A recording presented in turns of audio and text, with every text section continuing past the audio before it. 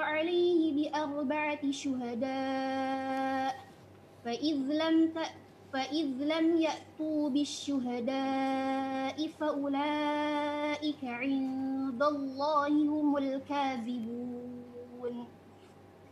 Mengapa orang-orang mukmin dan mukminat tidak berbaik sangka terhadap diri mereka sendiri ketika kamu mendengar berita bohong itu dan berkata, ini adalah suatu berita bohong yang nyata? Mengapa mereka yang menuduh itu tidak datang membawa 4 saksi? Oleh karena mereka tidak membawa saksi-saksi, maka mereka itu dalam pandangan Allah adalah orang-orang yang berdusta. Quran Surah An-Nur ayat 12-13. Ibnu Katsir berkata, ayat ini turun terkait dengan sikap Abu Ayyub Al-Ansari dan istrinya, yaitu istrinya berkata padanya, wahai Abu Ayyub, tidakkah kamu mendengar apa yang dituduhkan orang-orang kepada Aisyah? Abu Ayyub berkata, ya, dan itu adalah bohong. Apakah kamu juga ikut menyebarkan berita itu, wahai Ummu Ayyub? Ia menjawab, demi Allah, aku tidak akan pernah melakukan. Kemudian Abu Ayyub berkata, demi Allah, Aisyah jauh lebih baik dari kamu. Oleh karena itu, seorang muslim harus berprasangka baik kepada saudaranya. Tidak mudah menerima suatu berita dan isu, kecuali dengan mendatangkan saksi yang cukup. Jika tidak, maka ia termasuk pendusta di sisi Allah. Barakallahu fikum. Sepertinya ada terjemahan yang kurang tepat ya. Ketika Abu Ayyub berkata, iya, dan itu adalah bohong. Lalu pertanyaannya, apakah kamu juga ikut menyebarkan berita itu, wahai Ummu Ayyub? Di bahasa Arabnya disebutkan, akunti fa'ilatan dzalika ya Ummu Ayyub. Apakah kiranya engkau akan melakukan itu? Bukan menyebarkan berita maksudnya. Melakukan perbuatan zina. Apakah kiranya engkau akan melakukan itu, wahai Ummu Ayyub? Di sini jawabannya. Jawaban Ummu Ayyub, demi Allah, dia mengatakan, la wallahi ma kuntu li'af'alahu. Dia mengatakan, demi Allah, aku tidak akan pernah melakukannya. Setelah itu baru Abu Ayyub mengatakan kepada istrinya, Aisyah lebih baik dari dirimu. Jadi nggak mungkin dia melakukan itu. Makanya Abu Ayyub, dia dengan tegas mengatakan, enggak, itu berita dusta. Dan ini pelajaran yang indah buat kita, jemaah. Tatkala kita mendapatkan isu yang disebarkan, apalagi di masa kita sekarang ini,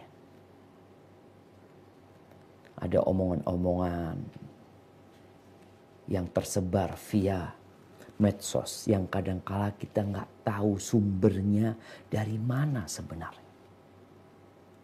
Yang pertama, jangan ikut menyebarkan. Apa gunanya engkau ikut menyebarkan? Kemarin ada kajian dengan tema jangan terlalu ingin tahu urusan orang. Rasul sallallahu alaihi wasallam mengatakan, min husni islamil mar'i tarkuhu ma la ya'ni. Salah satu tanda kebagusan Islam seseorang itu meninggalkan sesuatu yang dia nggak ada urusan, nggak ada pentingnya buat dia, nggak ada manfaatnya buat dia. Kiranya sekarang menyebarkan info nih, buat yang suka share berita. Kiranya ketika engkau menyebarkan sebuah berita, apa manfaatnya buat dirimu pertama yang menyebarkan, dan apa manfaatnya buat orang yang kau kirimkan kepada dia berita tersebut? Kadang-kadang nggak ada manfaat. Ini yang pertama. Yang kedua, tatkala berita itu sudah sampai kepada kita, subhanallah, bagaimana Abu Ayyub berbaik sangka kepada Aisyah. Jadi kalau kita tahu orang itu orang baik, orang soleh, kemudian disebarkan berita miring tentang dia nih, yang kita tahu dia orang baik, maka yang harus dilakukan adalah seperti yang Allah katakan di sini. Laula idh sami'tumuhu dhannal mu'minun wal mu'minat bi anfusihim khaira wa qalu hadza ifkun mubin. Kalau mereka berbaik sangka kepada diri mereka sendiri, kepada sesama muslim, maka dia akan mengatakan, enggak, ini bohong, ini bohong. Kenapa? Kalau benar datangkan saksi. Ini saksinya enggak ada. Hanya omongan yang disebarkan. Ahibati fillah. Kalau kita membaca sunnah-sunnah Nabi ya, berkaitan dengan bagaimana menyikapin isu. Yang pertama, Nabi SAW biasanya kalau dapat berita, beliau itu meng-cross-check berita tersebut.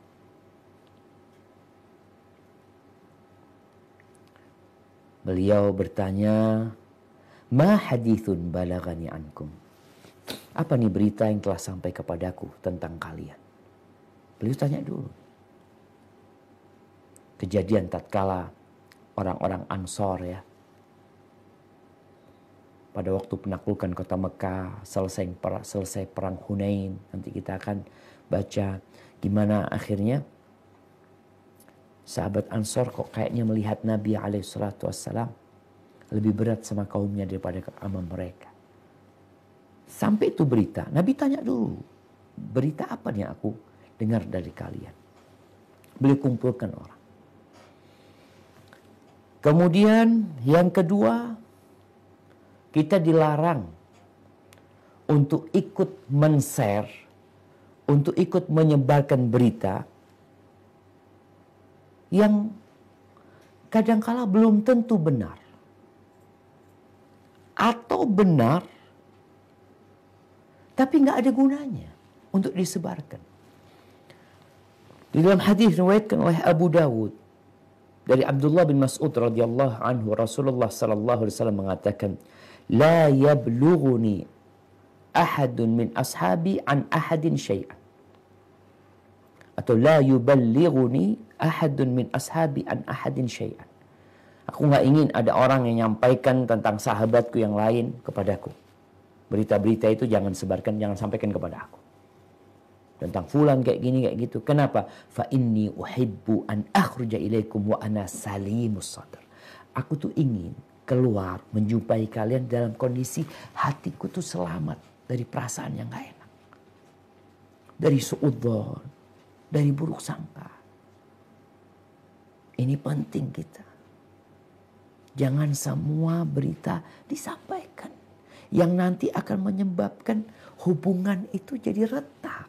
Jadi gak nyaman. Jangan cari-cari berita. Dan juga jangan semua berita disampaikan. Ustaz, kadang-kadang ada orang, Ustaz ini ada berita Ustaz. Kayak gini-gini lah. Ada fulan kayaknya ngomongnya gak enak nih Ustaz. Jangan. Biarkan sudah. Kalaupun itu kebenaran, kau beri nasihat kepada mereka. Kemudian yang ketiga, Nabi SAW membela orang yang diisukan ini. Pernah kejadian di masa sahabat, para sahabat itu mengadukan Khalid bin Walid.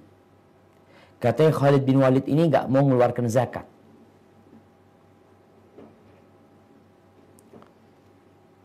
Khalid bin Walid punya baju besi, punya persenjataan.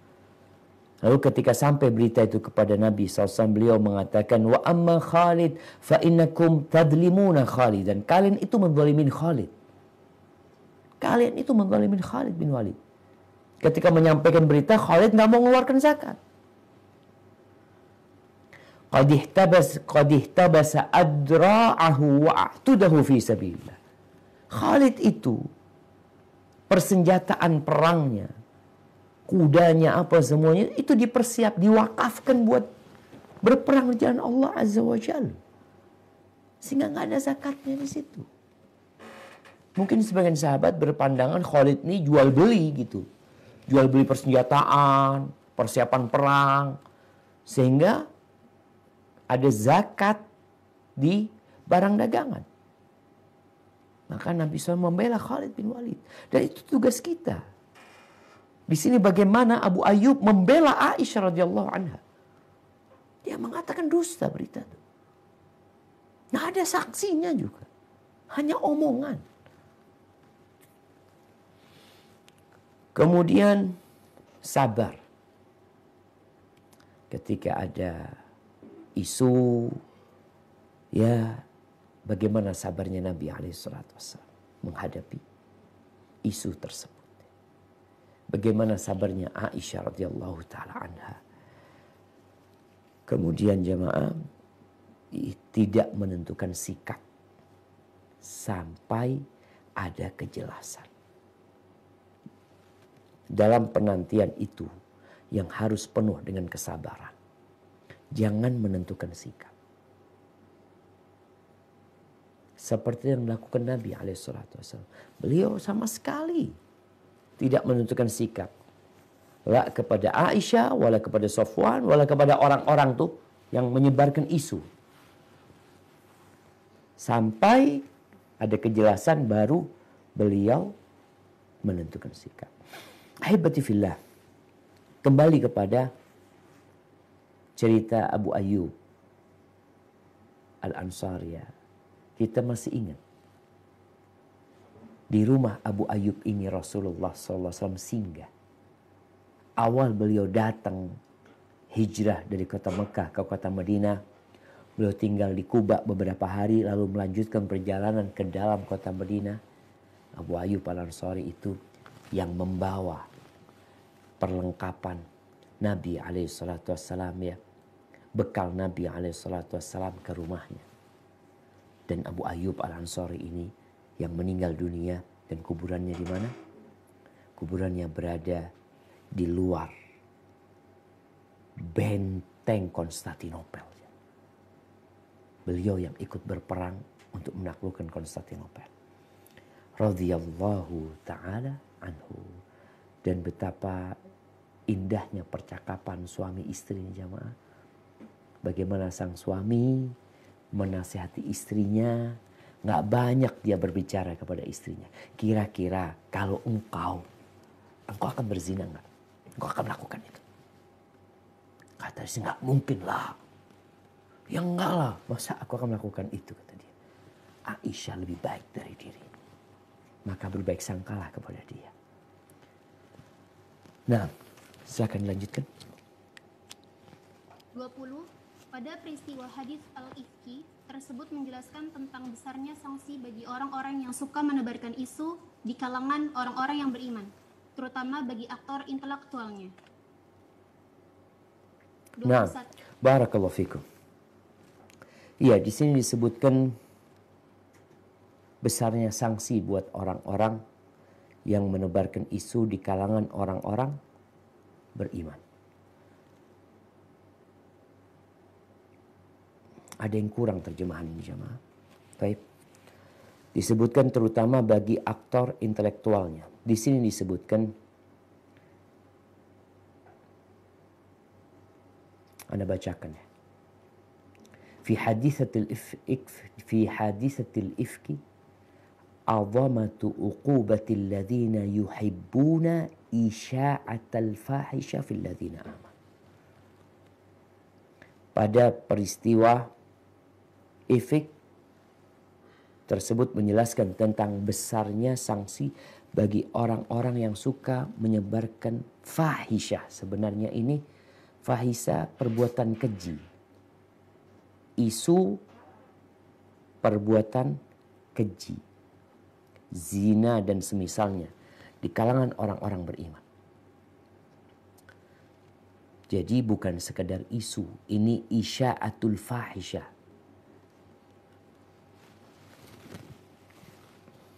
Perbuatan keji, zina dan yang lainnya ini nggak boleh disebarin. Info tentang itu pun ditutup. Kadangkala ada pemberitaan-pemberitaan yang malah mengandung unsur mengajak orang untuk berbuat zina. Oh, ternyata di lokasi ini digunakan untuk lokalisasi. Kenapa harus engkau sebarkan berita itu? Nggak usah disebarin. Apa yang dibutuhkan masyarakat? Berita tentang dihukumnya orang-orang yang menjadikan rumahnya sebagai tempat perzinaan. Berita ini yang dibutuhkan oleh masyarakat. Bukan berita tentang rumah itu jadikan lokalisasi ini itu macam-macam. Karena berita seperti ini akhirnya membuat orang kepingin tahu. Datang ke sana. Maka disebutkan yang menyebarkan berita isu-isu perzinaan ini. Isu-isu perzinaan, ingat. Ya, kalau nggak salah Ana baru saja ketemu sama kepala puskesmas. Di Jember ini ada berita yang nggak baik tentang, ya ada perzinaan lah. Antara satu dokter sama satu bidan di sebuah puskesmas. Tahu-tahu berita itu disebarkan di masyarakat. Apa yang terjadi sama masyarakat? Dia akan cari tahu. Sesuatu yang sebelumnya mereka tidak tahu, akhirnya ini berita membuat orang-orang jadi ingin tahu. Itu dosanya yang menyebarkan berita itu. Dosa dia. Loh Ustaz, ini kan berita. Apa perlunya masyarakat dengan berita itu? Yang diperlukan masyarakat, sanksi yang diberikan kepada pelaku. Jelas, orang jadi takut. Karena biasanya yang booming ini cerita awalnya. Sanksi yang diberikan, hukuman yang diberikan, udah lewat tuh. Jadi berita usang buat masyarakat.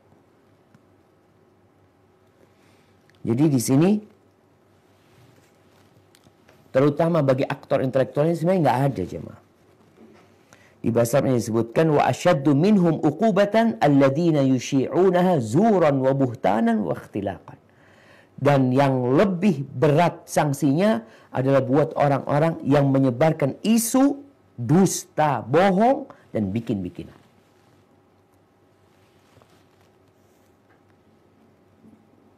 Ini tolong diperbaiki di terjemahannya. Nah, baik. Yang ke-21. 21. Az-Zamakhsyari dalam tafsirnya berkata, apabila Anda membaca Al-Quran dengan seksama dan memperhatikan ancaman-ancaman bagi pelaku dosa, Anda akan mendapatkan betapa Allah sangat murka atas apa yang menimpa Aisyah. Belum pernah Allah menurunkan ayat yang menggabungkan antara ancaman yang amat berat, cercaan yang hebat, hardikan yang keras, dan menganggap sebagai kejahatan besar. Kecuali pada ayat ini. Seandainya hanya 3 ayat ini saja yang turun, niscaya sudah cukup menjelaskan betapa melakukan tuduhan palsu terhadap wanita yang baik-baik berzina sangat terkutuk di dunia dan di akhirat. Pelakunya akan mendapatkan siksaan yang besar di hari kiamat kelak. Selain itu, bahwasanya tangan dan kaki mereka akan memberi kesaksian tentang isu dan tuduhan palsu yang mereka sebarkan. Allah akan memberikan balasan yang setimpal dengan kejahatan mereka, sehingga mereka mengetahui bahwa sesungguhnya Allah adalah Maha Besar. Allah telah menjelaskan, mengancam, merinci, menekankan dan mengulang-ulang ancaman semacam ini yang tidak pernah terjadi pada orang-orang musyrik, penyembah berhala. Semua ini menunjukkan betapa seriusnya persoalan menebarkan isu palsu. Dan Ibnu Abbas radhiyallahu an bahwa saat ia berada di Basrah pada hari Arafah, ia ditanya tentang tafsir Al-Quran termasuk ayat ini. Ia menjawab, siapa yang melakukan dosa kemudian ia bertaubat, maka akan diterima taubatnya, kecuali orang-orang yang terlibat dalam menyebarkan isu yang menerpa Aisyah. Ini menunjukkan bahwa menganggap kejahatan besar hal yang terkait dengan isu dan tuduhan palsu. Lanjutkan. Allah telah membebaskan 4 manusia dengan 4 cara, yaitu Allah membebaskan Nabi Yusuf dengan kesaksian seorang dari pihak keluarga Zulaiha sendiri. Allah membebaskan Nabi Musa dari ucapan orang-orang Yahudi tentang cacat fisiknya dengan batu yang membawa pakaiannya. Allah membebaskan Maryam dengan perkataan anaknya Isa alaihissalam. Selain itu, Aisyah dibebaskan Allah dari tuduhan palsu tersebut melalui ayatnya yang mulia ini, ayat yang selalu dibaca hingga akhir zaman. Bandingkan cara Allah membebaskan Aisyah dengan 3 yang lainnya. Hal ini menunjukkan betapa tingginya kedudukan Rasulullah Shallallahu Alaihi Wasallam sebagai penghulu anak keturunan Adam alaihissalam dan manusia terbaik, baik dari generasi pertama maupun dari generasi terakhir, sekaligus sebagai hujjatullah bagi seluruh alam. Oleh karena itu, berhati-hatilah bagi mereka yang ingin melecehkan kehormatan Rasulullah Shallallahu Alaihi Wasallam, sebab Allah Azza wa Jalla sangat murka terhadap orang-orang yang menodai kehormatan Rasulullah Shallallahu Alaihi Wasallam. Barakallahu fikum. Jamaah, untuk memahami pelajaran yang diambil di sini, kayaknya kita perlu membuka Al-Quran Karim. Kita buka surat An-Nur yang berkaitan dengan Al-Ifk ini. Bagaimana Allah Azza wa Jal memberikan ancaman yang begitu dahsyatnya buat orang-orang yang menyebarkan berita palsu yang berkaitan dengan Aisyah. Nah, mungkin kita baca di ayat 11, 12,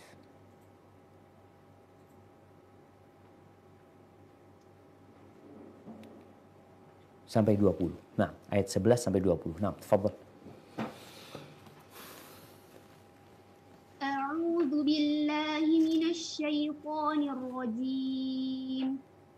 Innal ladzina ja'u bil ifki 'usbatun minkum la tahsabuhu syarran lakum bal huwa khairul lakum likulli imri'in minhum maktasaba minal itsm والذي تولى كبره منهم له عذاب عظيم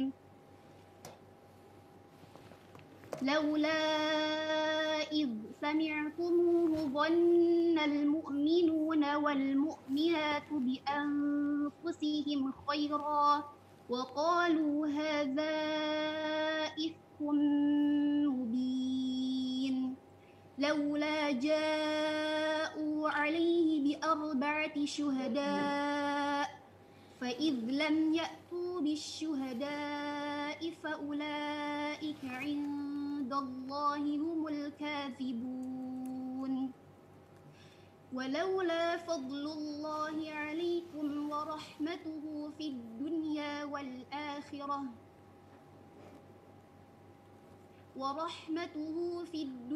والآخرة لمسكم فيما أفقتم فيه عذاب عظيم إذ تلقونه بألسنتكم وتقولون بأفواهكم ما ليس لكم به علم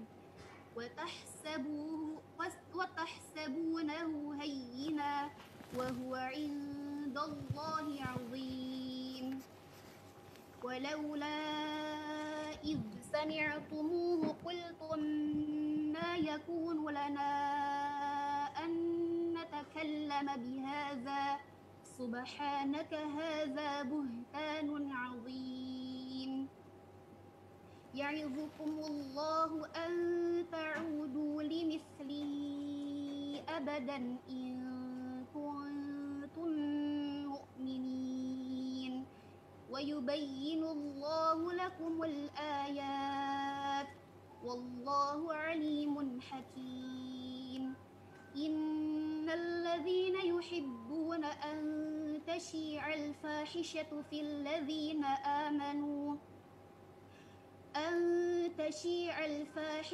للذين آمنوا لهم عذاب أليم في الدنيا والآخرة والله يعلم وأنتم لا تعلمون ولولا فضل الله عليكم ورحمته وأن الله رؤوف رحيم.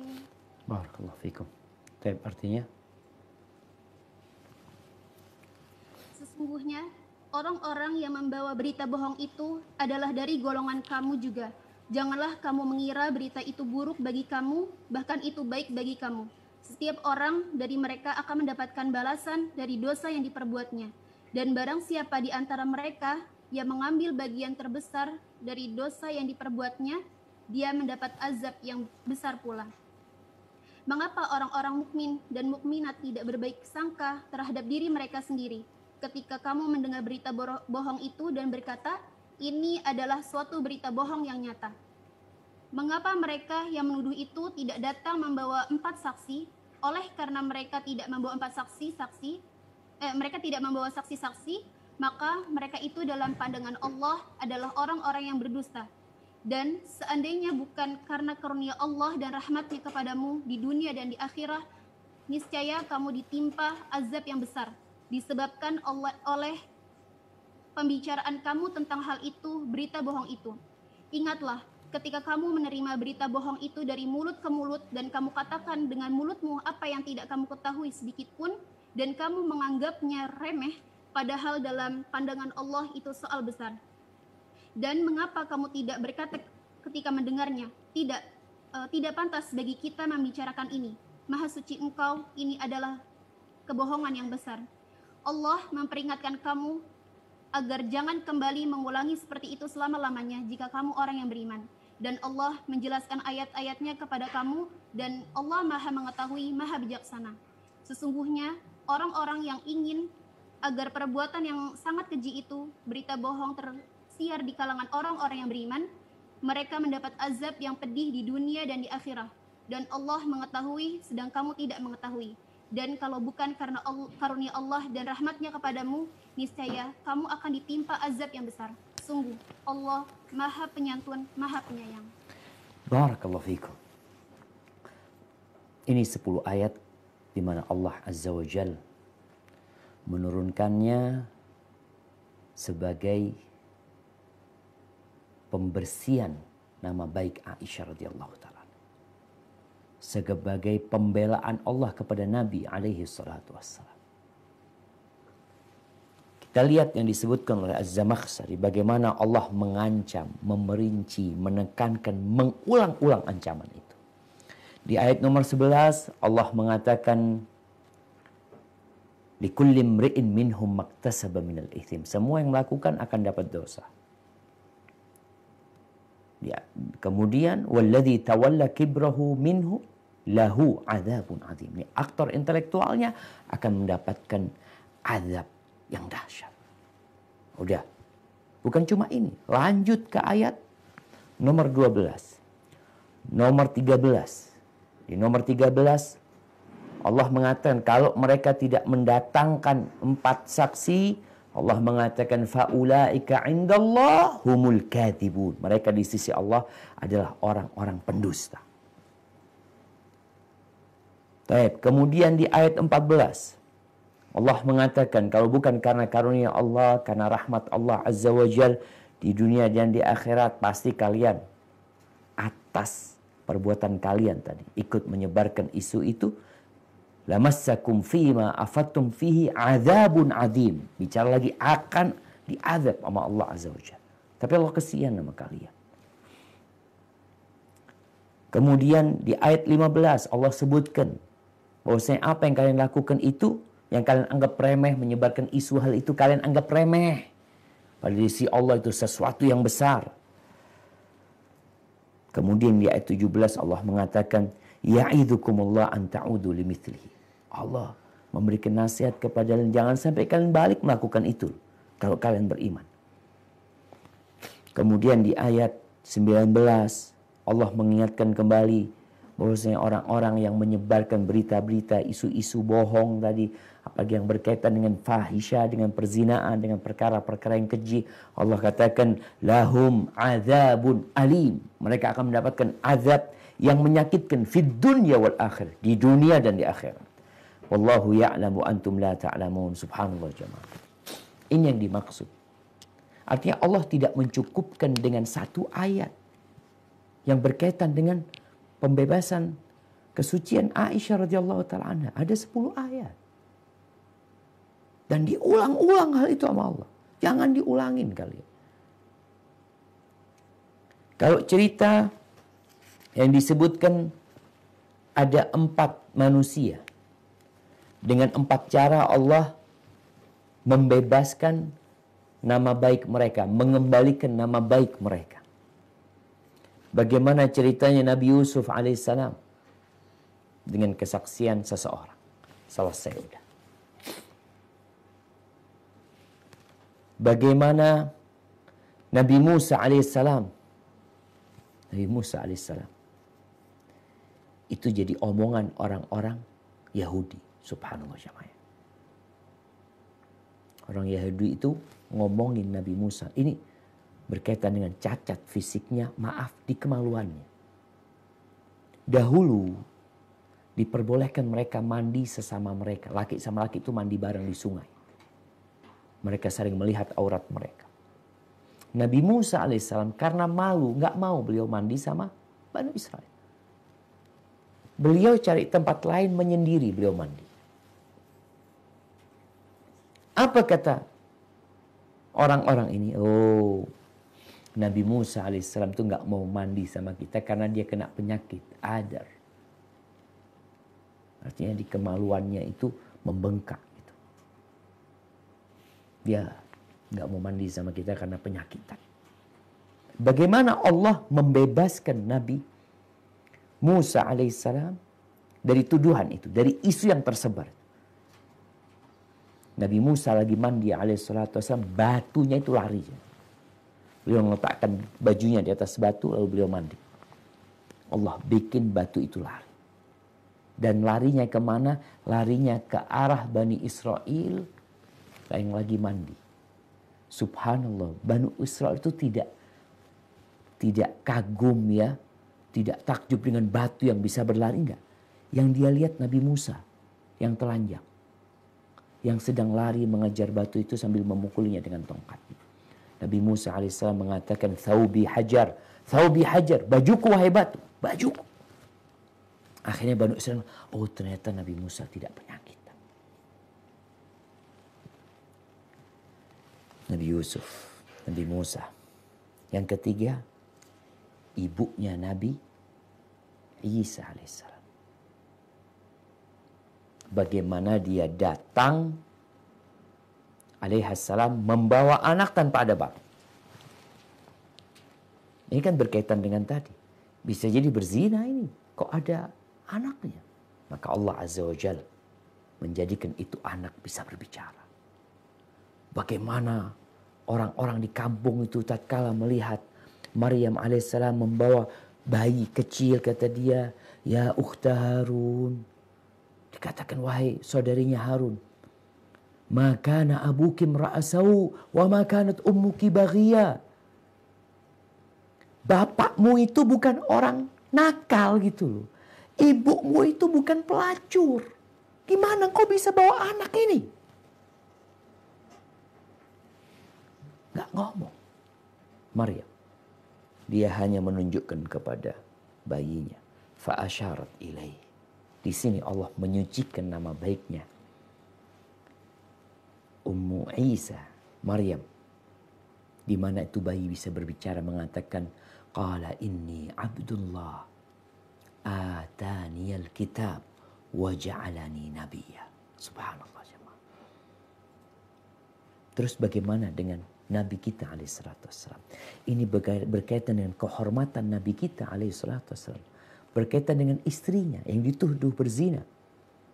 Allah benar-benar membelanya dengan pembelaan yang dibaca sampai hari kiamat. Bukan di satu ayat. Bukan di 2 ayat. Tapi di 10 ayat. Ini menunjukkan bagaimana kedudukan Rasulullah SAW. Dan itu sebagai ujian Nabi yang mengangkat derajatnya. Sallallahu ala nabiyina wasallam. Nah, taib yang terakhir. Fadhali. 22. Ucapan Ali ketika Rasulullah Shallallahu Alaihi Wasallam mengajaknya bermusyawarah tentang isu yang menerpa Aisyah radhiyallahu anha. Maka para ulama berkata, Ali mengatakan hal tersebut karena ia melihat kegelisahan dan kekhawatiran yang menimpa Rasulullah Shallallahu Alaihi Wasallam dan ia ingin menenangkan kegelisahan beliau tersebut. Kegelisahan ini dapat kita pahami dari pertanyaan Umar kepada seorang Ansor. Apakah telah datang seorang Ghassani yang menjawab, bahkan lebih dahsyat. Rasulullah Shallallahu Alaihi Wasallam telah menjauhkan istrinya. Bukan menjauhkan istri, meninggalkan, menjauhi istrinya. Nah, menjauhi istrinya. Taib. Ini berkaitan dengan Ali bin Abi Thalib ya. Ketika Nabi SAW bermusyawarah, beliau bermusyawarah dengan Ali bin Abi Thalib dan bersama Usamah bin Zaid. Itu udah baca tuh bagaimana sikap Ali atau bagaimana ide yang dilontarkan oleh Ali bin Abi Thalib radhiyallahu anhu dan ide yang dilontarkan oleh Usamah bin Zaid bin Harithah. Ali bin Abi Thalib itu melihat Nabi benar-benar gelisah. Beliau tidak dapat menentukan sikap. Berita yang tersebar di kota Madinah itu seakan-akan sebuah kebenaran yang terjadi. Jadi sebenarnya Ali itu bukan ingin jahat sama Aisyah, enggak. Sama sekali tidak. Ali itu hanya kesian sama Nabi SAW. Kalau gara-gara berita ini kemudian hidup beliau jadi susah, jadi sengsara, maka Ali memberikan pilihan, ya kalau engkau pilih istri yang lain kan udah selesai urusannya. Itu pendapat Ali bin Abi Thalib. Pendapat Usamah bin Zaid mengatakan, ya Rasulullah, keluargamu kau lebih ngerti sama dia. Kau lebih ngerti. Coba engkau tanya sama Barirah. Dia insya Allah jujur. Engkau tanya bagaimana Aisyah radhiyallahu ta'ala. Jadi Ali bin Abi Thalib radhiyallahu anhu, dia benar-benar sangat mempertimbangkan kegalauan Nabi SAW dengan peristiwa itu.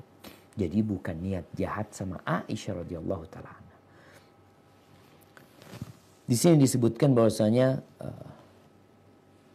ini kejadian Nabi SAW pernah mendiamkan istrinya, menjauhi istrinya selama 1 bulan.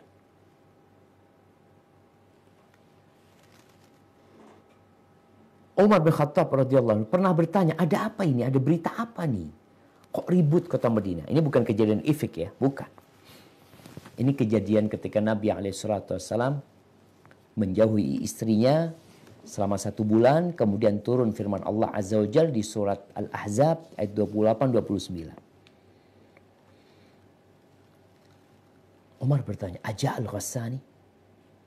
Maksudnya apakah datang pasukan Raja Ghassasina yang mau menyerang kota Madinah, yang membuat keributan ini? Apakah datang itu pasukan untuk menyerang kota Madinah?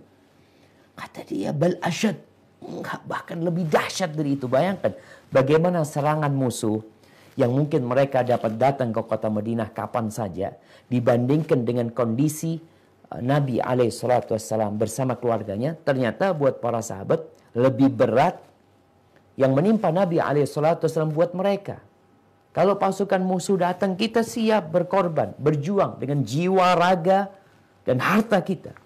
Tapi ini masalahnya Nabi SAW menjauhi istri-istrinya. Bahkan sampai ada berita Nabi SAW menceraikan istri-istrinya. Jadi buat mereka ini sesuatu yang besar sekali. Karena mereka lebih mencintai Rasulullah SAW daripada diri mereka sendiri. Jadi tolong difahami bahwasanya apa yang terjadi dengan kehidupan keluarga Nabi SAW sama diri Nabi SAW itu adalah beban tersendiri buat para sahabat. Mereka ingin kalau bisa menebus kondisi yang ada agar Nabi SAW bisa hidup nyaman, tentram. Mereka yang susah. Mereka siap untuk melakukan itu.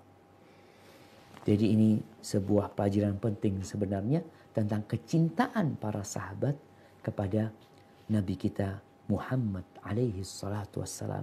Sehingga kehidupan beliau lebih mereka utamakan daripada kehidupan mereka sendiri. Sallallahu alaihi wasallam. Barakallahu fikum. Nah, kita mungkin akan masuk ke perang Ahzab. Nah, silahkan. Perang Ahzab.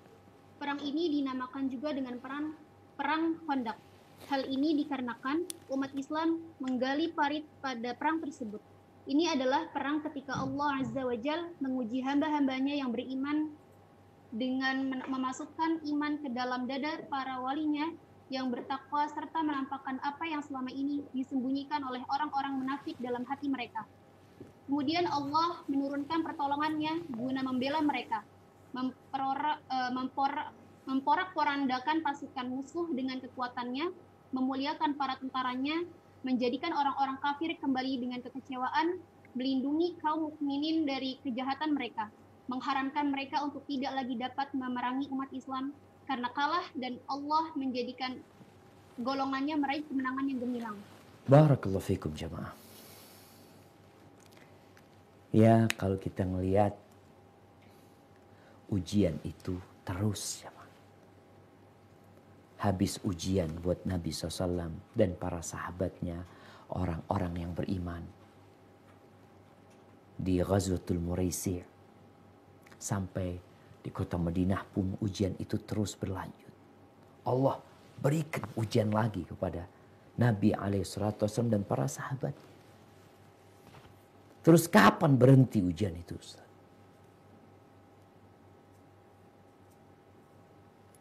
Masih ingat dengan ucapan Imam Ahmad bin Hanbal.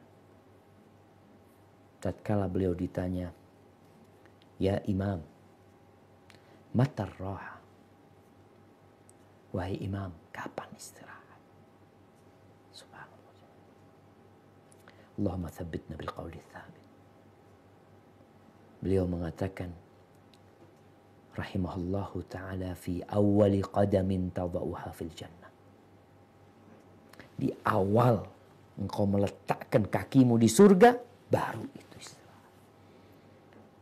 13 tahun Nabi alaihi salatu wassalam di kota Mekah penuh dengan ujian. Sampai beliau hijrah. Beliau datang ke kota Madinah. Hidup mereka susah. Alhamdulillah secara ibadah mereka lebih mudah. Lebih terjaga ibadah mereka.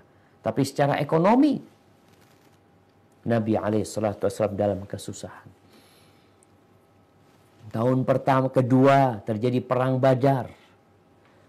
Tahun ketiga terjadi perang Uhud, yang banyak sahabat meninggal dunia. Tahun keempat tuh Ghazwatul Muraisi. Terus tahun kelima nih berkaitan dengan Ghazwatul Ahzab, perang Khandaq. Terus ujian itu jamaah.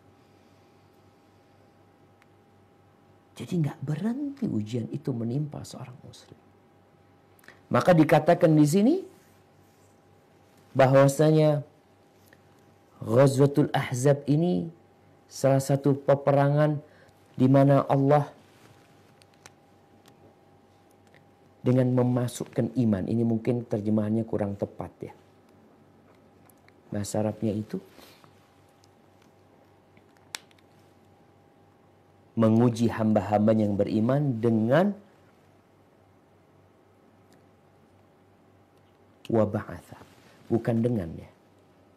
Diganti dengan dan.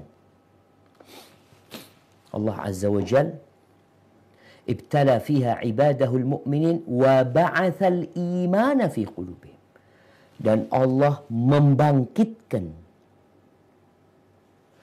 keimanan di dalam dada para walinya yang bertakwa kepada Allah SWT. Allah membangkitkan keimanan, dan di sisi yang lainnya Allah menampakkan kemunafikan. Sama dengan Ghazwatul Muraisi. Kejadian itu juga terjadi. Orang munafik masih ada jemaah. Makanya setiap ada suara, ada ayat yang turun, ada nasihat, orang munafik itu selalu ketakutan. Merasa, oh kayaknya nih aku yang dimaksud. Makanya di perang Ahzab ini Allah lebih lagi tunjukkan, tampakkan bagaimana orang-orang munafikin. Maka ujian ini salah satu tujuannya adalah menampakkan jati diri seorang muslim. Engkau termasuk yang mana? Ahasiban nasu ayyutraku ayyaqulu amanna wahum la yuftanun. Allahu Akbar. Apakah itu orang-orang yang mengatakan kami beriman? Mereka mengira dengan ucapan mereka, mereka tidak akan dikasih fitnah, mereka tidak akan dikasih ujian. Walaqad fatanna alladhina min qablihim falaya'lamanna Allahu alladhina sadaqu wa la ya'lamanna al-kadhibin. Kata Allah, kami telah memberikan fitnah, memberikan ujian kepada orang-orang sebelum mereka, sehingga tampak mana yang beriman dan mana yang dusta. Dan perang Ahzab, salah satu medan yang menunjukkan mana aulia Allah, mana kekasih-kekasih Allah, dan mana aulia syaitan, dan mana kekasih-kekasih syaitan. Yang selama ini mereka bersama sebenarnya dengan orang-orang beriman. Setelah itu Allah turunkan pertolongannya. Artinya ada proses yang harus dilewati agar terpisah tuh emas murni dengan campuran-campurannya. Setelah terpisah, udah kelihatan nih, Allah turunkan pertolongannya. Allah tolong hambanya, Allah hancurkan pasukan musuh.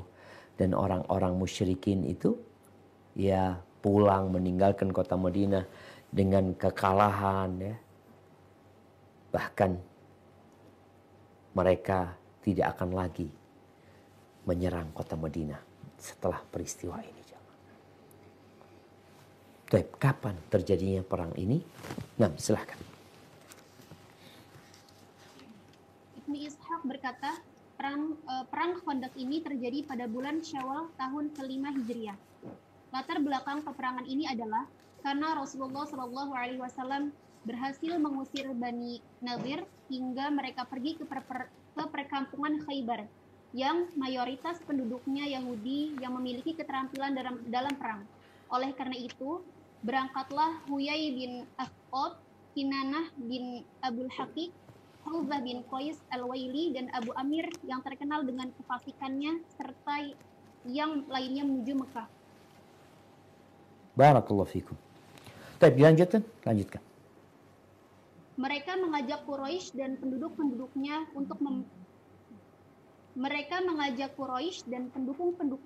untuk memerangi Muhammad Sallallahu Alaihi Wasallam. Mereka membentuk pasukan koalisi. Mereka berkata kepada orang-orang Quraisy, kami akan bersama kalian hingga kita dapat mengalahkan Muhammad Sallallahu Alaihi Wasallam. Kami datang untuk bekerja sama dengan kalian untuk menjadikannya musuh bersama dan memeranginya. Kemudian orang Quraisy menyambutnya dengan semangat dan gembira. Barakallahu fikum. Nah, jamaah. Jadi kalau perang Ghazwatul Muraisi' itu terjadi di bulan Sya'ban dari tahun ke-5 Hijriah, bukan tahun ke-4, tahun ke-5 Hijriah. Sedangkan perang Khandaq ini di Syawal. Kalau kita ngelihat perang Badar bulan apa? Bulan apa perang Badar?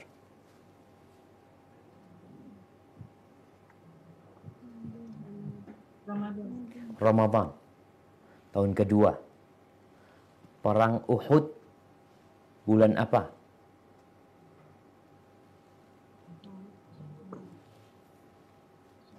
Syawal. Tahun ketiga. Kemudian tahun keempat itu terjadi perang Muraisi yang besar ya, yang mungkin dapat ada banyak pelajaran di sana. Kemudian tahun ke-5 Hijriah, Muraisi ya tahun ke-5 Hijriah di bulan Sya'ban. Kemudian perang Ahzab ini atau Khandaq ini terjadi pada bulan Syawal. Apa yang terjadi sebenarnya, jemaah? Jadi tahun keempat itu terjadi pengusiran Bani Nadir. Mereka diusir dari kota Madinah. Orang-orang Yahudi ini, na'udzubillah min dzalik ya. Semoga Allah menyelamatkan kita dari makar mereka.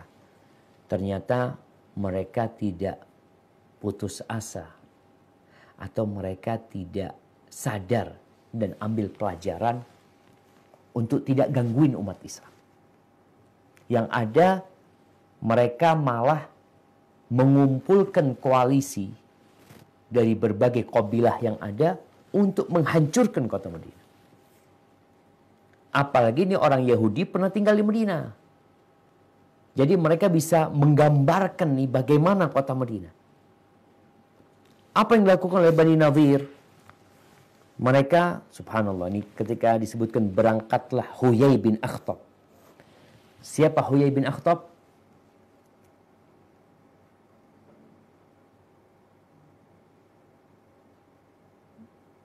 Jemaah. Siapa Huyai bin Akhtab? Siapa?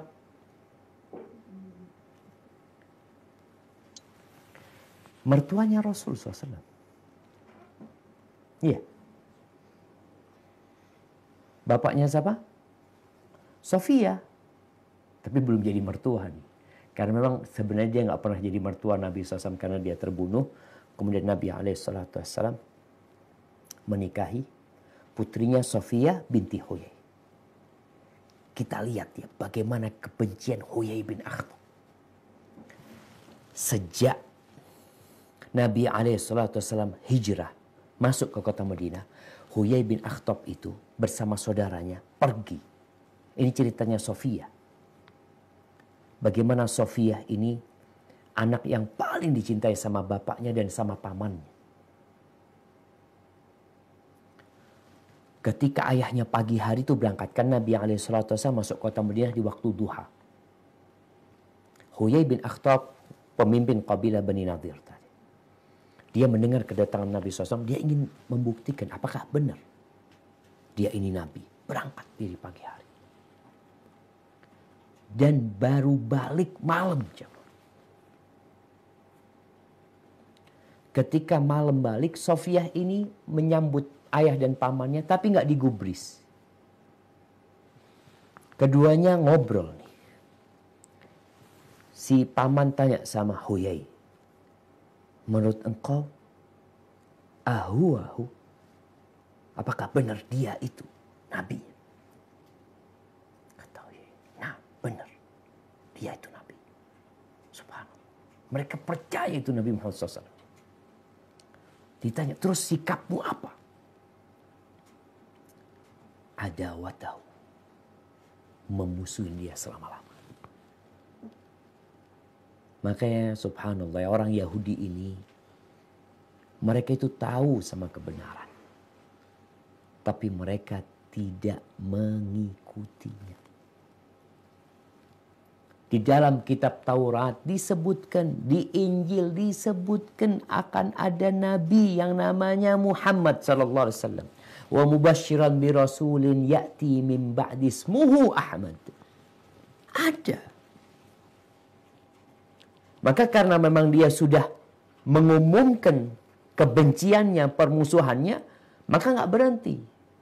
Ketika hidup di kota Madinah, yang ada mereka, dia terpaksa aja. Tapi akhirnya permusuhan mereka muncul. Mereka diusir. Setelah diusir, mereka berkumpul di Khaybar sana.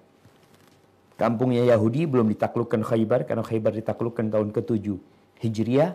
Di sana dia juga jadi ular. Jadi ular nih Huyai bin Akhtab. Ngompolin orang-orang di sana untuk memusuhi Nabi SAW yang dia tahu kebenaran. Maka kemudian disebutkan di sini dia berangkat ke Quraisy. Dia mikir nih, ini kan di Jazirah Arab nih. Orang Yahudi nggak banyak di sana. Maka kalau mereka harus memerangi Nabi SAW, apalagi mereka dikenal dengan para pengecut, maka nggak mungkin mereka menang. Akhirnya dia mencari tangan orang lain untuk menyerang kota Madinah. Maka disebutkan mereka berangkat ke kota Mekah. Berjumpa dengan orang-orang musyrikin. Dan ternyata disambut oleh orang-orang musyrikin. Orang musyrikin, subhanallah, dia sudah berpikir kemenangan mereka di perang Uhud itu cukup buat mereka. Tapi ternyata enggak. Mereka tetap ingin menghabisi Rasulullah SAW dan para sahabatnya. Nah,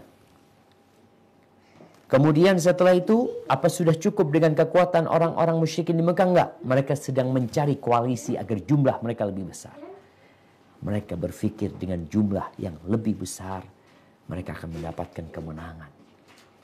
Mereka lupa bahwa Allah akan menyempurnakan agamanya ini. Walaupun orang-orang musyrik membenci hal itu. Barakallahu fikum. Nah, dilanjutkan. Mereka juga mengajak suku Ghatfan dan Bani Sulaim untuk memerangi Rasulullah Shallallahu Alaihi Wasallam. Mereka pun menyambut ajakan tersebut serta berjanji akan bergabung bersama kaum Quraisy. Kemudian keluarlah Abu Sufyan dengan pasukan Quraisy dan kabilah-kabilah lainnya. Sedangkan Bani Sulaim dipimpin langsung oleh Sufyan bin Abu Syamsi, Ghatafan dipimpin oleh Uyayyinah bin Husain, Bani Murrah dipimpin oleh Harith bin Auf, suku Ashja oleh Mas'ar bin Rukhaili. Pasukan gabungan dengan kekuatan 10.000 personil ini siap berangkat ke Madinah di bawah pimpinan tertingginya Abu Sufyan bin Harb. Barakallahu fikum jemaah. Nah, ya. Jadi kalau bicara hubungan politik orang Quraisy ini, kita tahu mereka kabilah yang disegani oleh kabilah-kabilah yang ada. Masya Allah. Nah, sehingga kalau orang Yahudi yang berangkat ke setiap kabilah itu, mungkin nggak akan diikuti. Tapi karena yang mengajak itu akhirnya adalah orang-orang Quraisy, mereka ikut tuh. Wah, subhanallah, pemimpin-pemimpinnya ini banyak yang akhirnya masuk Islam nantinya. Sampai Abu Sufyan sendiri, komandan tertinggi, panglima besarnya pasukan ini Abu Sufyan. Setiap kabilah punya pemimpin. Mereka datang, mereka bergabung. Tapi pemimpin utamanya adalah Abu Sufyan. Berapa jumlah yang bisa dihimpun? Kita kalau baca sejarah ini, jangan dibandingkan dengan zaman sekarang. Kalau bicara zaman sekarang, penduduk Jember aja itu 2.400.000 kira-kira. 2.400.000, mudah-mudahan Anda nggak salah. Penduduk Jakarta tuh berapa? 8 juta sampai 10 juta. Kalau nggak salah di siang hari sama malam hari beda jumlah penduduk Jakarta. Soalnya kalau mungkin kita membacanya dengan membandingkan zaman sekarang, cuma 10.000 Ustaz. Sedikit lah Ustaz, 10.000 itu. Tapi di masa itu besar sekali. Ketika perang Badar, berapa jumlah pasukan orang-orang Quraisy? Berapa jemaah? 1.000. Perang Uhud berapa? Berapa perang Uhud?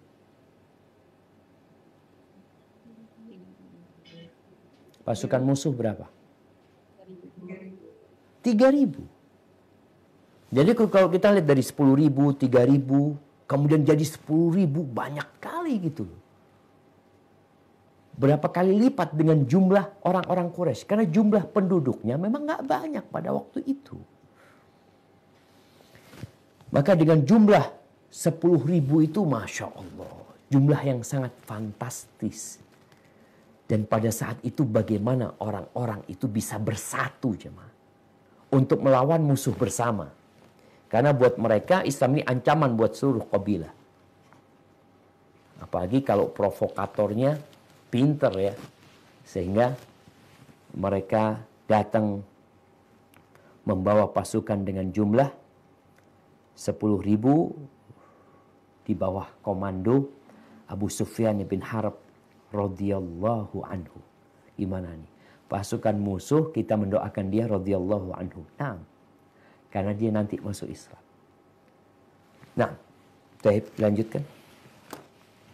Rasulullah Shallallahu Alaihi Wasallam mengetahui informasi tentang pasukan gabungan ini, beliau mengajak para sahabat untuk bermusyawarah.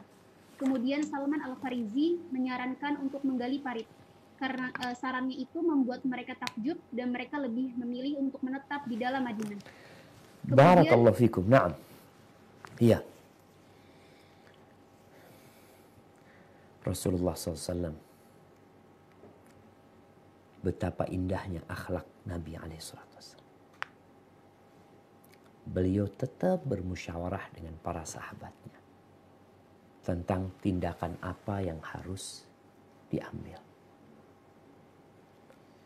Kekalahan di perang Uhud membuat mereka jadi lebih berhati-hati. Waktu perang Uhud aja, Rasulullah SAW mengusulkan ide untuk bertahan di dalam kota Madinah. Tapi tatkala itu, para pemuda lebih memilih untuk menghadapi musuh di luar kota Madinah. Jumlah pasukan musuhnya pada waktu 3.000. Gimana nih jumlah pasukan yang lebih banyak lagi? Maka pilihan mereka bertahan di dalam kota Madinah. Tapi gimana bertahan dalam kota Madinah? Kalau ternyata musuhnya besar, ya tetap bisa dihabisin ketika mereka masuk ke dalam kota Madinah. Maka Salman Al-Farisi, dia itu mengusulkan ide. Karena dia orang Persia. Bicara pengalaman Persia berperang, maka berbeda dengan pengalaman bangsa Arab. Bangsa Arab, ya dengan kondisi yang memang mereka tidak dibawa kekuasaan kerajaan besar, qabilah-qabilah. Jadi perangnya itu dengan jumlah sedikit-sedikit aja mereka jamaah. Nggak pernah berperang dengan jumlah yang besar sekali. Sedangkan Persia sama Romawi kalau perang, pasukannya sudah jumlahnya puluhan ribu mereka. Bagaimana Persia menyerang Romawi, Romawi menyerang Persia dengan jumlah pasukan yang sangat besar. Makanya nanti ketika umat Islam berhadapan dengan Romawi, sekali berhadapan jumlah musuhnya langsung 200.000. 120.000. Maka Salman Al-Farisi menyampaikan ide dia. Kita dulu tuh di Persia, kalau kampung kita mau diserang, kita itu bikin parit. Kalau bikin benteng kan membangun. Itu butuh waktu yang lebih panjang. Kalau gali lebih mudah. Maka akhirnya Nabi SAW mengatakan, ini ide yang bagus nih. Ide yang bagus. Subhanallah. Akhirnya mereka pun mengikuti apa yang disampaikan oleh Salman Al-Farisi. Nabi SAW menjadikan ide itu sebagai ide yang perlu diwujudkan, yaitu menggali parit kota Madinah. Tapi apakah menggali parit mengelilingi kota Madinah? Subhanallah. Kalau parit mengelilingi kota Madinah kayaknya waktunya nggak cukup. Nggak cukup, jemaah. Kenapa nggak cukup? Jumlah mereka nggak banyak.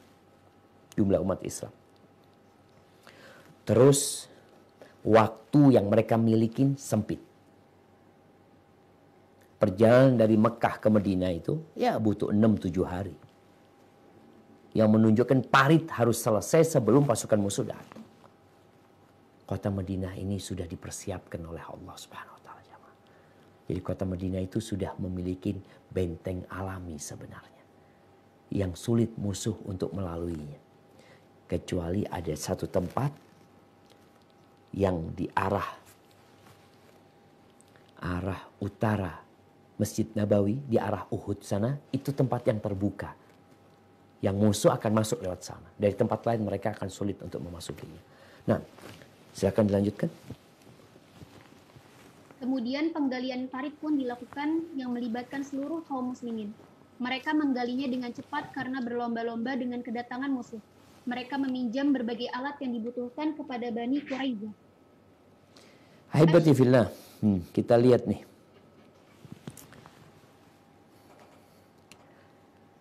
Orang Yahudi itu canggih, sudah. Mereka petani hebat. Mereka pembuat senjata yang hebat juga. Sehingga pada waktu penggalian parit itu, Nabi SAW pinjam kepada Bani Quraidah, Yahudi, yang masih tersiksa di kota Madinah. Yang nanti setelah perang, Bani Quraidah ini, tempat Nabi pinjam, ternyata mereka berkhianat nanti. Tapi sesuai dengan kesepakatan piagam Madinah, bahwa tatkala ada musuh yang menyerang kota Madinah, mereka harus bersatu melawan musuh yang masuk. Itu kesepakatan. Jadi kalau ada yang bertanya, kok pinjam sama orang Yahudi? Nah, hukum asalnya boleh. Apalagi ada kesepakatan bersama untuk melindungi kota Madinah. Maka Nabi pinjam peralatan kepada Bani Quraidah. Bahkan disebutkan di sini, alat apa yang dipinjam? Ini nggak disebutkan ya di bahasa Indonesianya.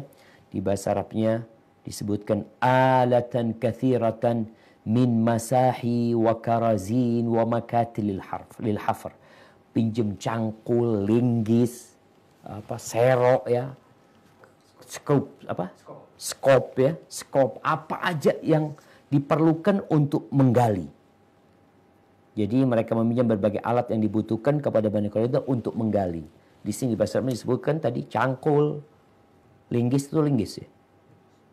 Kemudian wadah-wadah untuk bawa kayak timba-timba untuk ngangkat tanahnya ya. Itu pinjam kepada Bani Quraidah. Dan bukan sedikit, disebutkan alatan kathiratan, yang banyak dari Bani Quraidah. Nah, lanjutkan.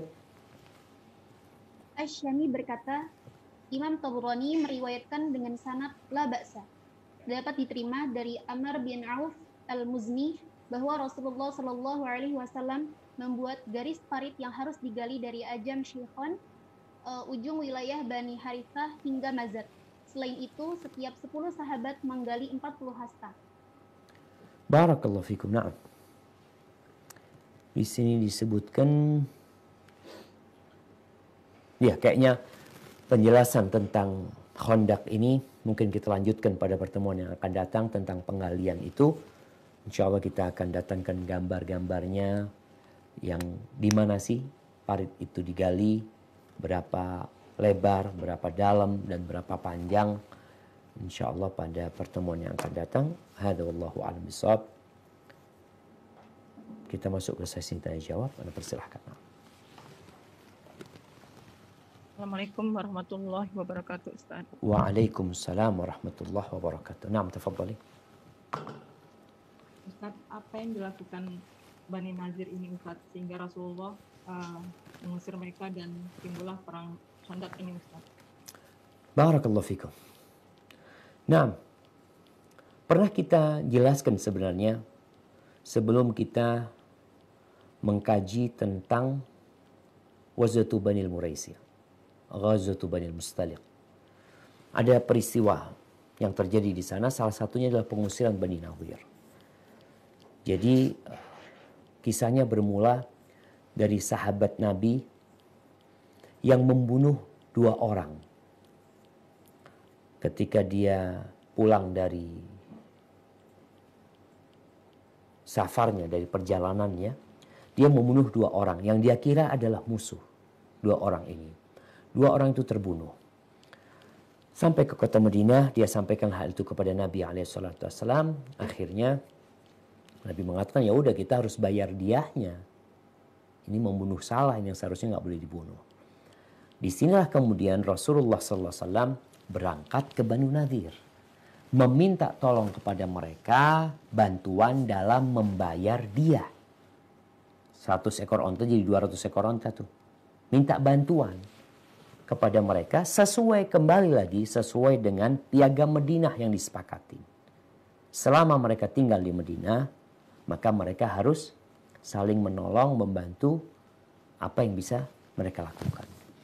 Akhirnya Nabi SAW berangkat ke sana.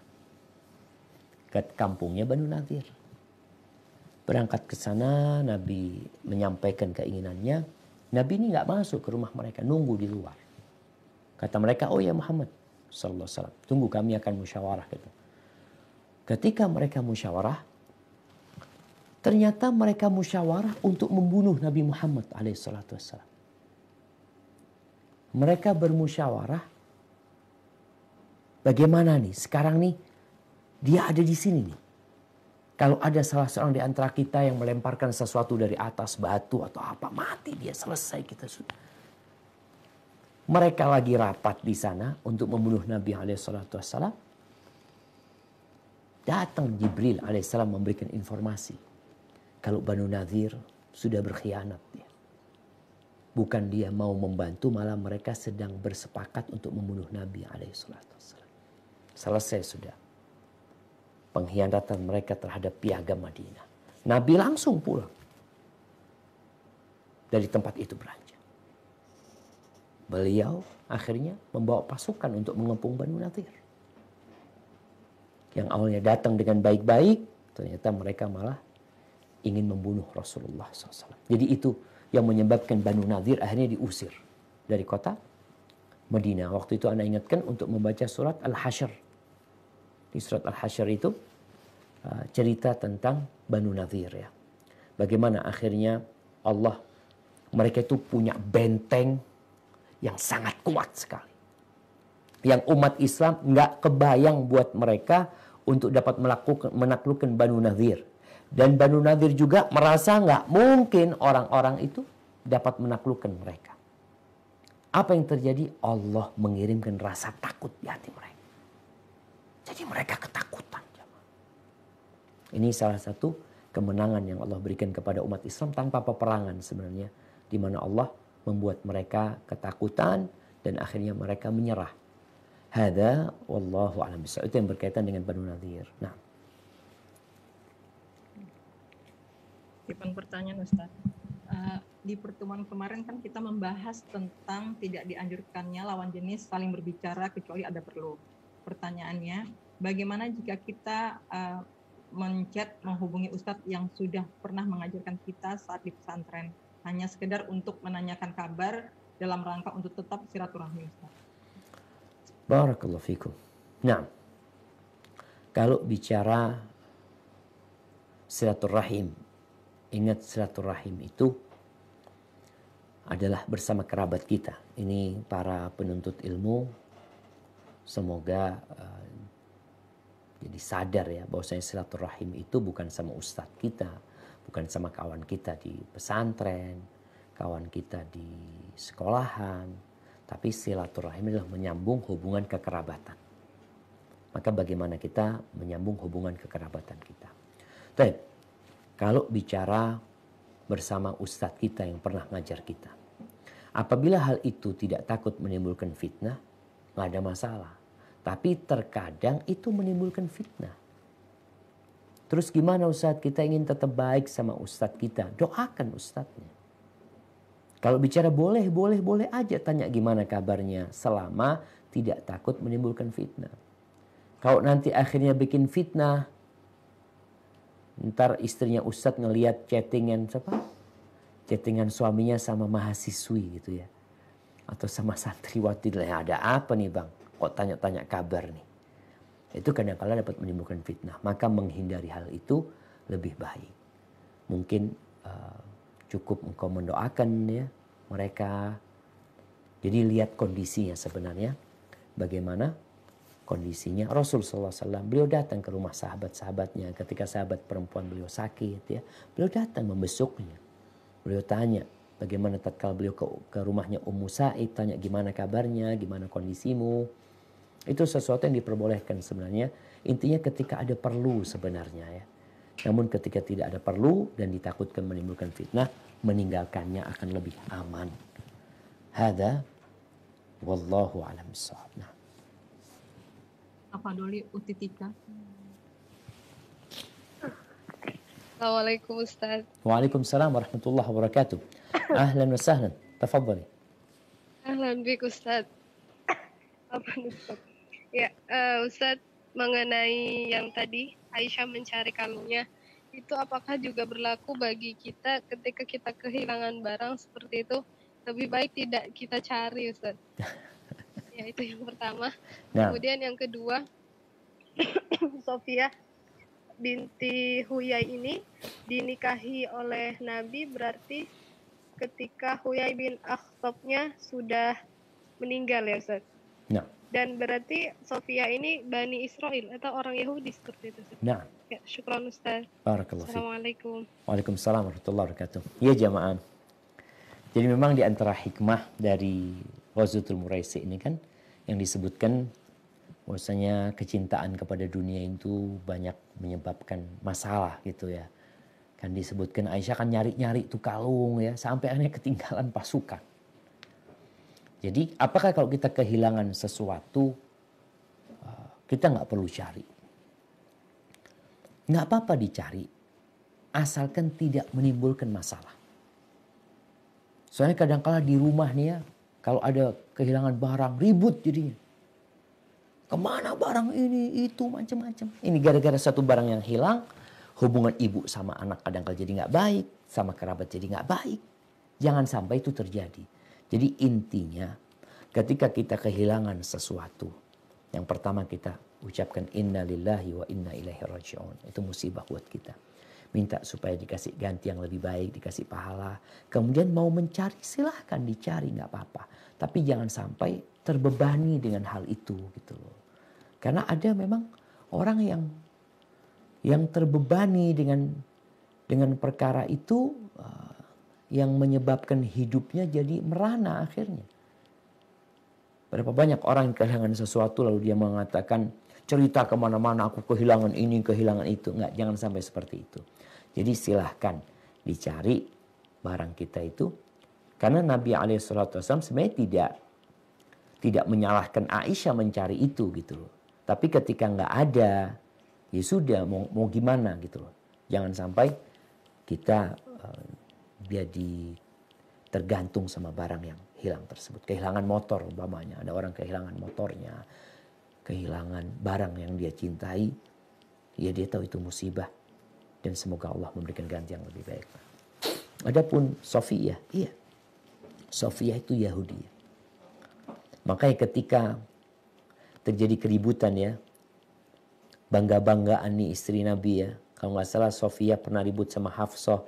Atau sama istri Nabi yang lainnya. Ketika dia dicela dia Yahudi. Katakan kepada mereka, kata Nabi SAW. Katakan aku ini anaknya atau cucunya Nabi Musa alaihissalam. Iya betul. Itu cucunya Nabi Musa alaihissalam. Karena dia memang keturunan Bani Israel. Dan nasab dia sahih. Hadza wallahu a'lam bissawab. Pak Dopi, Musakina.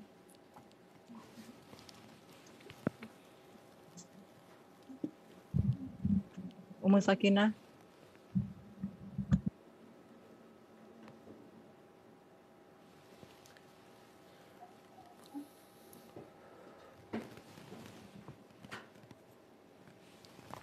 Musakina. Assalamualaikum. Waalaikumsalam warahmatullahi wabarakatuh. Naam, tafadhali.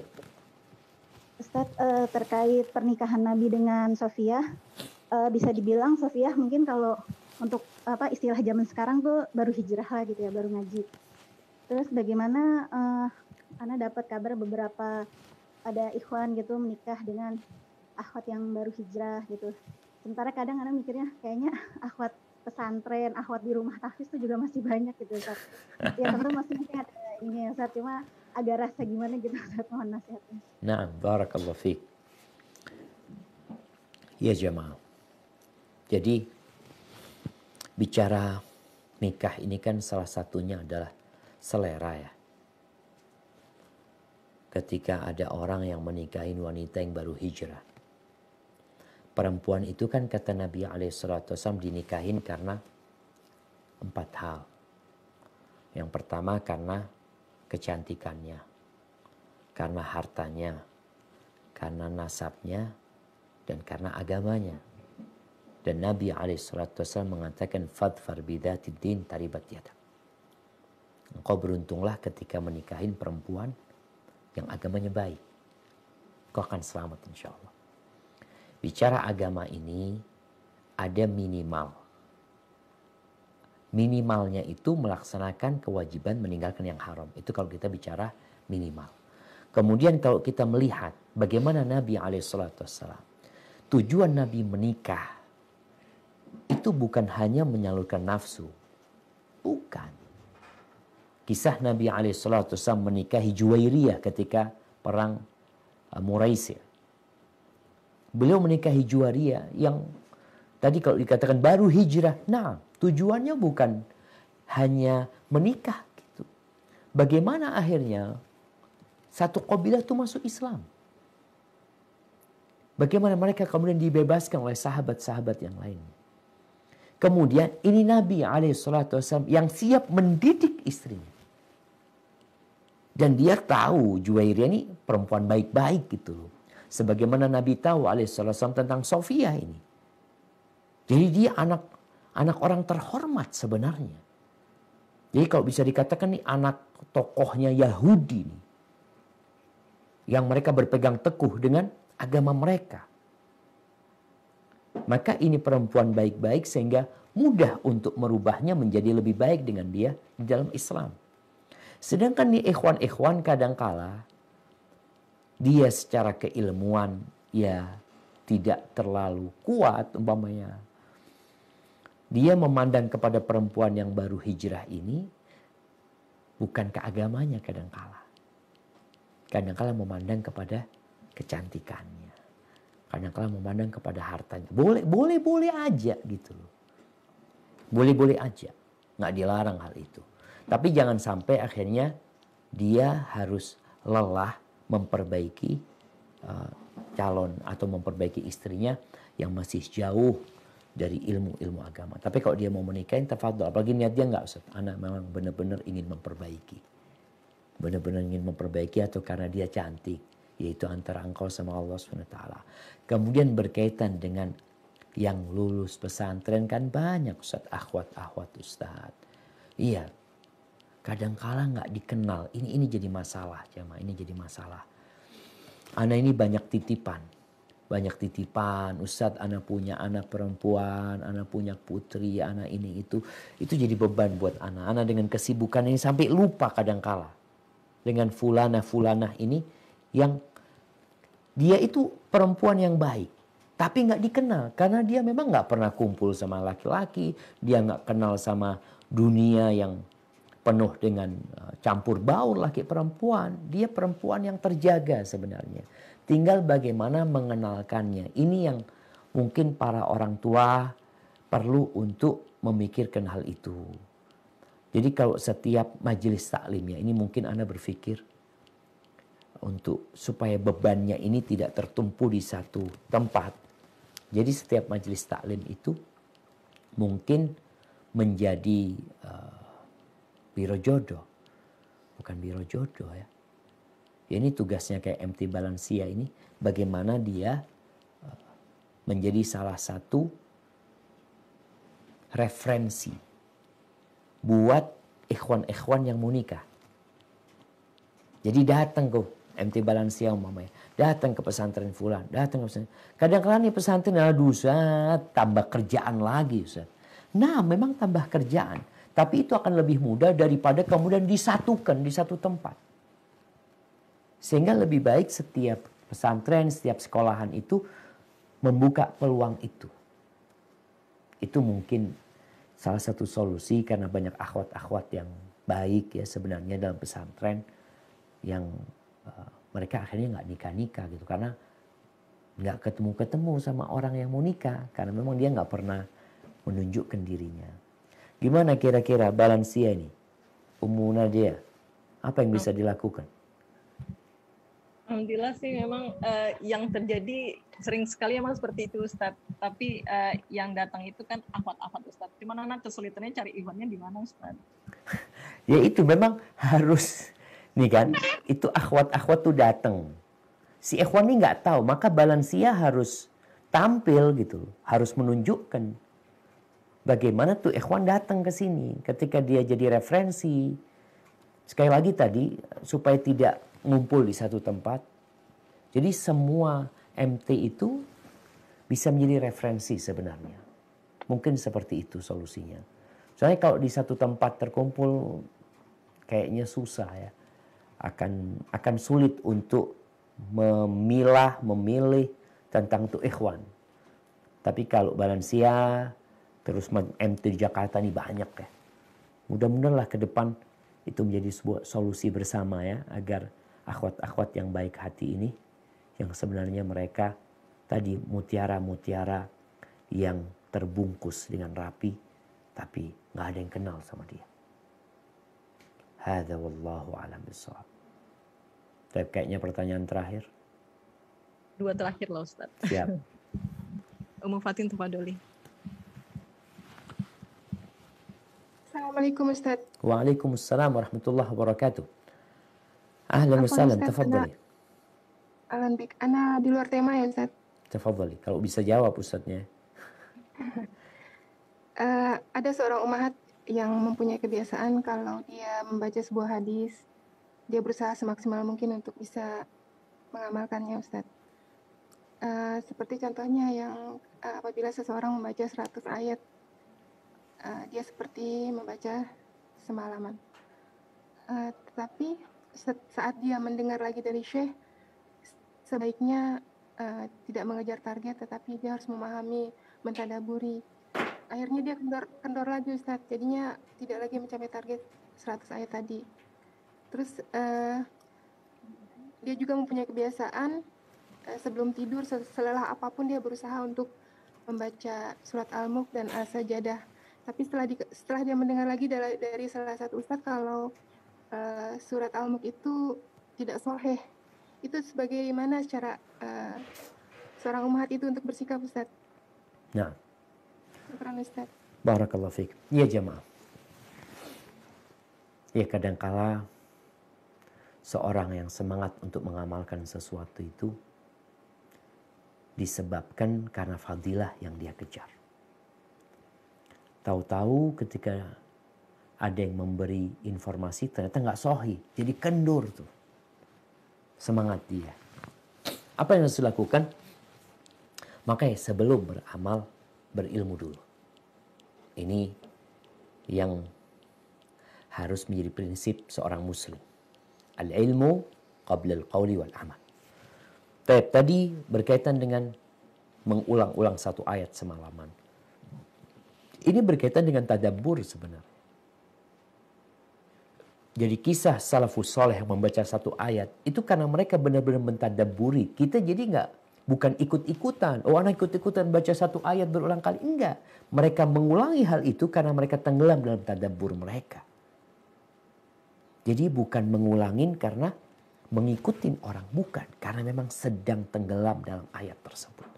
Kalau itu yang terjadi sama kita, ahlan wa sahlan. Tapi sekali lagi, bukan ikut-ikutan. Tapi mentadabburinya.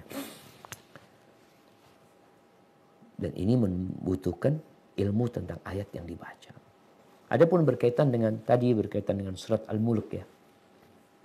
Ketika kita dapat informasi, memang hadisnya diperselisihkan umpamanya. Ada yang mengatakan sahih, ada yang mengatakan dhaif. Kemudian dengar ustadz mengatakan dhaif.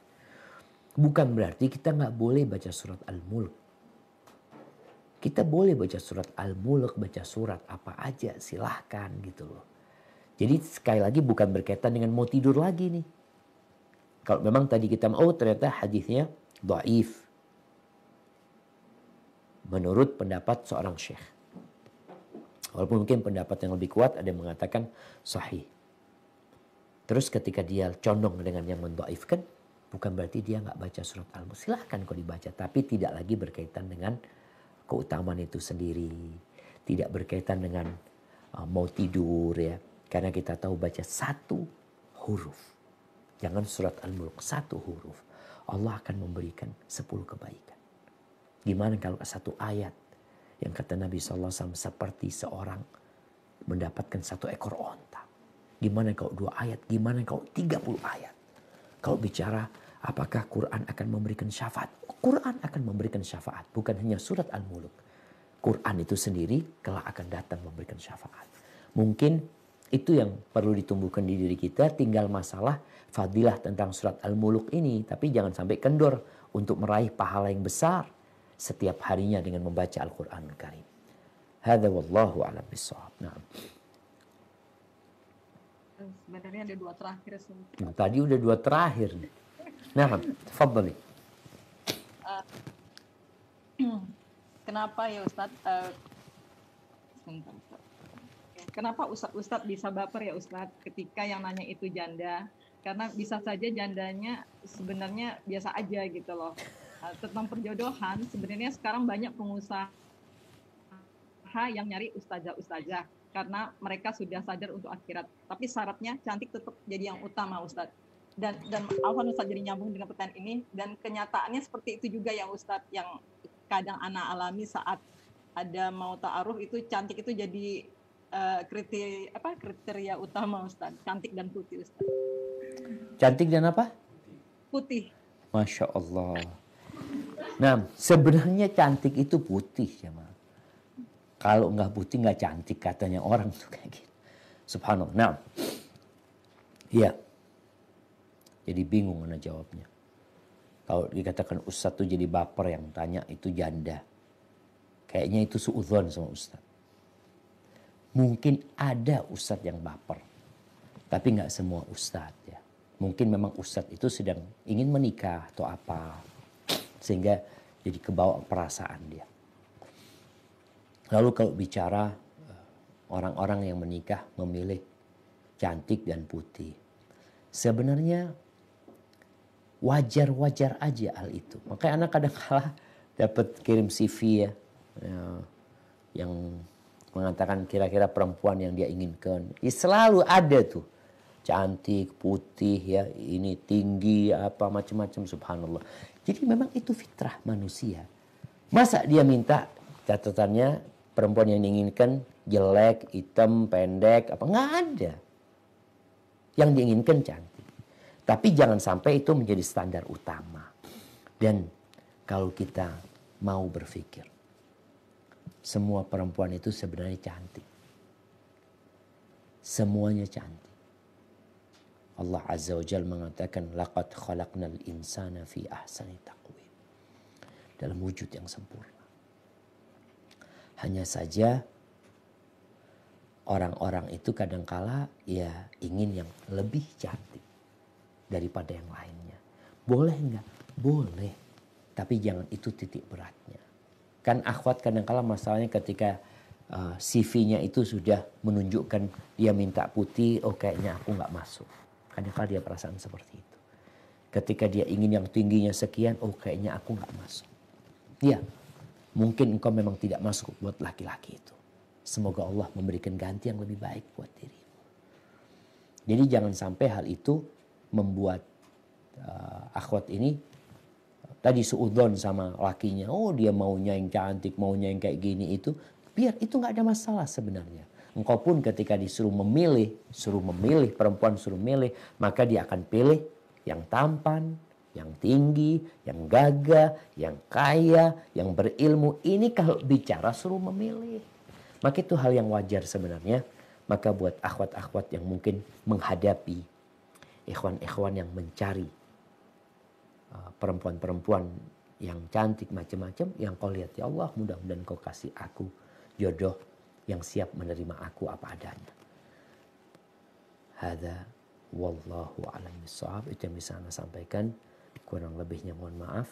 Subhanakallahumma bihamdika asyhadu an la ilaha illa anta astaghfiruka wa atubu ilaik. Wassalamualaikum warahmatullahi wabarakatuh.